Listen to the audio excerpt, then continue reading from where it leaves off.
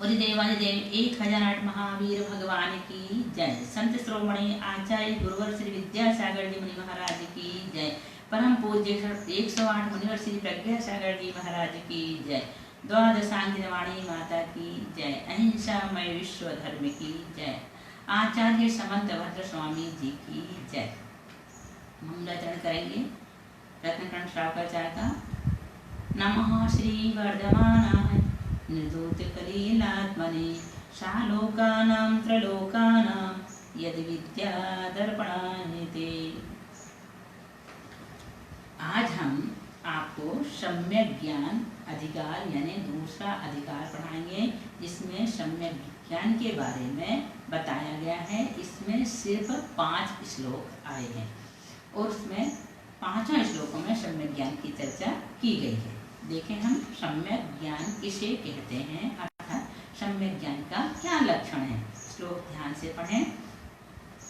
अन्योनमनतिरिक्तं याथा तथ्यं च विना च विपरीतात् निसन्देहं वेद यदा तज्ज्ञानमागमिनः। अन्योनमतिरिक्तं याथा तथ्यं विना च विपरीतात् निसन्देहं वेद यदा तज्ज्ञानमागमिनः।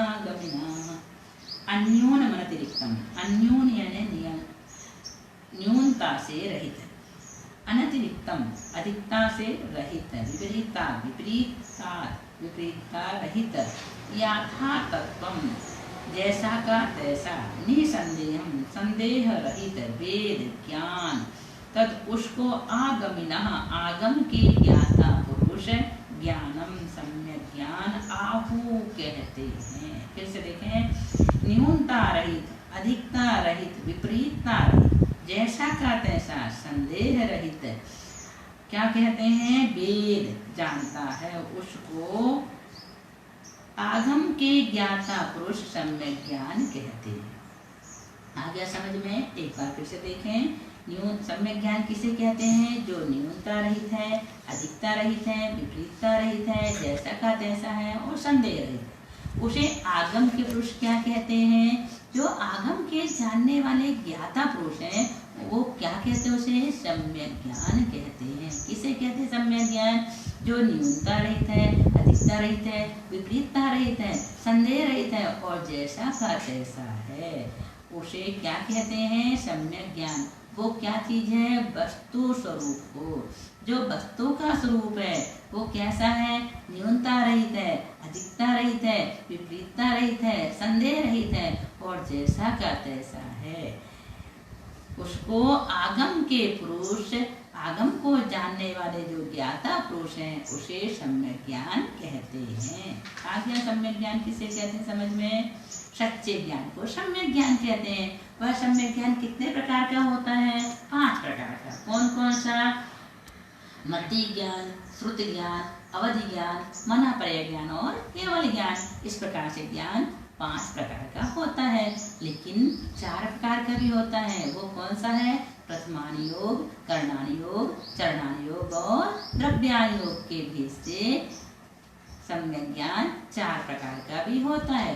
उसी प्रथमानि योग की चर्चा अगले श्लोक में आचार्य महाराज जी कर रहे हैं। देखो किसे कहते हैं प्रथमानि योग?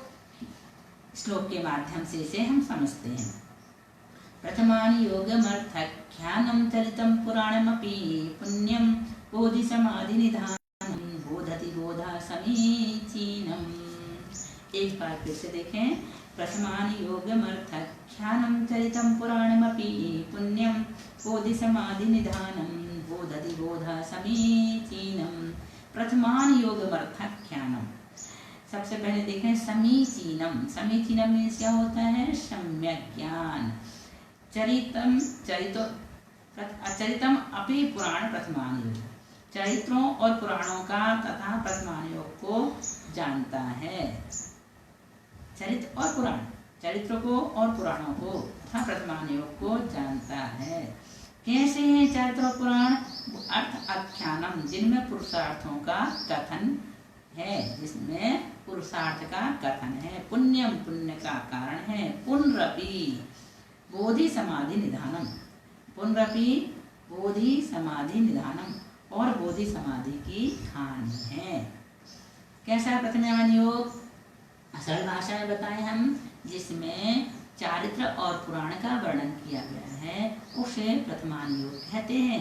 अब चारित्र किसे कहते हैं? चारित्र संबंधी ग्रंथ कौन से हैं? जिसमें किसी एक व्यक्ति विशेष का आद्योपांत वर्णन किया जाता है, उसे चारित्र ग्रंथ कहते हैं। जैसे श्रवणिक चारित्र, प्रद्युम्न चारित्र, श्रीपाल चारित्र आदि। उसी प्रकार से पुराण ग्रंथ किसे कहते हैं? इसमें 169 महापुरुषों की चर्चा की गई है, अर्थात यह 63 सलाका पुरुषों की जिसमें चर्चा की गई है, उसे क्या कहते हैं? पुराण ग्रंथ कहते हैं। ये भी प्रतिमान योग के अंतर्गत ही आते हैं। तो प्रतिमान योग का कोई ग्रंथ नहीं है, लेकिन प्रतिमान योग के अंतर्गत कौन कौन से ग्रंथ आते हैं उसका ज्ञान हमें होना चाहिए। आ गया समझ में? तो जिसमें चारित्र और पुराण ग्रंथों में जो होते हैं, उनकी में किसी व्यक्ति विशेष का या 63 सलाका पुरुषों का या 169 महापुरुषों का जिसमें वर्णन किया जाता है, उसे क्या कहते हैं? प्रतिमान योग कहते हैं। सम्यक ज्ञान, जिसमें चारों पुरुषार्थों का कथन है, जो पुण्य के कारण हैं और बोधि समाधि के खजाने हैं, ऐसे चारित्रों को, पुराणों को प्रतिमान योग कहते हैं। आ गया समझ में? आगे ज़्यादा बताने की जरूरत नहीं है, आप लोग सब समझदार हैं, पढ़े लिखे हैं, बहुत ज़्यादा बताने में टाइम बहुत लगेगा, लेकिन फिर भी हम कोशिश करते हैं जो बताएं जैसी चीज़ें हों उसे तो हम बता ही देते हैं। अब कर्णान योग किसे कहते हैं? प्रतिमान योग का कौन सा अनुयोग आता है? कर्णान योग। देखें श्लोक, लोकालोक विभक्तिर युग परिवृत्तिश्च चतुर्गतीनां च आदर्शमेव तथा मति प्रवेति कर्णान योगं च। लोकालोक विभक्तिर युग परिवृत्तिश्च चतुर्गतीनां च आदर्शमेव तथा मति रवेति कर्णान योगं च।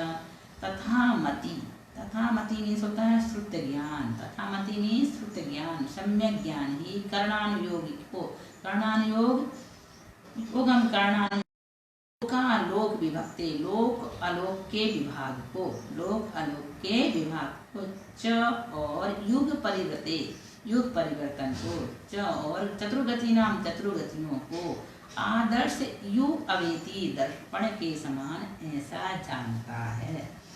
जो उत्तम ज्ञान लोक आलोक के विभाग को, कल्प कालों के परिवर्तन को तथा चारों गतियों को जानने में दर्पण के समान है, उसे कर्णानुयोग कहते हैं। अर्थात जिसमें लोक आलोक का विभाग, युग परिवर्तन और चारों गतियों का वर्णन किया गया है, उसे क्या कहते हैं? कर्णानुयोग कहते हैं। ऐसे कर्णानुयोग का अध्ययन भी करना चाहिए, जिससे कर्मों की निर्जरा होती है। क्या है? चरणानुयोग किसे कहते हैं? ग्रह मेदनगाराणाम चारित्रोत्पत्ति वृद्धिरक्षांगम चरणानुयोग समयम सम्यक ज्ञानम विजानाति। ग्रह मेदनगाराणाम चारित्रोत्पत्ति वृद्धिरक्षांगम चरणानुयोग समयम सम्यक ज्ञानम विजानाति। चरणानुयोग किसे कहते हैं? सम्यक ज्ञान। चरणानुयोग संयम, चरणानुयोग शास्त्र को ग्रह मेध नगाराणाम, गृहस्थ और मुनियों के, गृहस्थ ग्रह मीन्स गृहस्थ, अनगार मीन्स मुनि, गृहस्थों और मुनियों के चारित्रोत्पत्ति वृद्धि रक्षांगम, चारित्र की उत्पत्ति वृद्धि रक्षा का अंग विजानाति जानता है। जो सम्यक ज्ञान गृहस्थ और मुनियों के चारित्र की उत्पत्ति वृद्धि तथा रक्षा के साधनों को जानता है, उसको चरणानुयोग शास्त्र कहते हैं। आ गया समझ में? चरणानुयोग किसे कहते हैं? इसमें आचरण की शिक्षा मिलती है। किसको? गृहस्थ और मुनियों को। उसे क्या कहते हैं? चरणानुयोग कहते हैं। अब द्रव्यानुयोग किसे कहते हैं? जीवा जीव सुतत्वे पुण्या पुण्य च बंधमोक्षौ च द्रव्यानुयोग दीपा श्रुत विद्या लोकमातनुते। द्रव्यानुयोग का लक्षण क्या है? जीवा जीव सुतत्वे, जीव अजीव। द्रव्यानुयोग दीपा, द्रव्यानुयोग रूपी दीपक जीव अजीव रूपी तत्वों को और पुण्य पुण्य पुण्य और पाप को, और बंध मोक्ष बंध और मोक्ष को, श्रुत विद्यालोक भाव श्रुत रूपी प्रकाश को आत्मति विस्तारता है। जो ज्ञान जीव अजीव उत्तम तत्वों को, जीव अजीव क्या है? तत्व है। तो जो ज्ञान जीव अजीव उत्तम तत्वों को, और पुण्य पुण्य पुण्य और पाप को, और बंध मोक्ष बंध और मोक्ष को श्रुत विद्या क्या करते हैं? जैसा है वैसा प्रकाशित करता है, वह द्रव्यानुयोग भाव श्रुत ज्ञान है। द्रव्यानुयोग दीपक जीव अजीव रूप उत्तम तत्वों को, पुण्य पाप को, बंध मोक्ष को तथा भाव श्रुत रूपी प्रकाश को विस्तारता है। अर्थात जो ज्ञान जीव अजीव रूप उत्तम तत्वों को, पुण्य पाप बंध मोक्ष को प्रकाशित करता है, वह क्या कहलाता है? भाव श्रुत ज्ञान द्रव्यानुयोग कहलाता है। आगे समझ में? अर्थात जिसमें अध्यात्म की चर्चा की जाती है उसे क्या कहते हैं? द्रव्यानुयोग कहते हैं। कौन से द्रव्यानुयोग के ग्रंथ है? समय सार, नियम सार, प्रवचन सार, अष्टपाहुड़ आदि ये द्रव्यानुयोग के अंतर्गत आने वाले ग्रंथ हैं। कर्णानुयोग के अंतर्गत कौन से ग्रंथ आते हैं? लोय सार, लोकपन्नति, जीव कांड, कर्म कांड आदि सब किसके अंतर्गत आते हैं? कर्णानुयोग के अंतर्गत। कर्णानुयोग के अंतर्गत रत्नकर्ण शाकाचार, पुरुषार्थ सिद्धि उपाय, अनगार धर्मामृत, सागार धर्मामृत आदि ये ग्रंथ जो हैं चरणानुयोग के अंतर्गत आते हैं। तो इस प्रकार से चरणानुयोग नाम का कोई ग्रंथ नहीं है। जो ग्रंथ अभी इस समय हम पढ़ रहे हैं चरणानुयोग का ग्रंथ है, इसका नाम रत्नकर्ण शाकाचार है।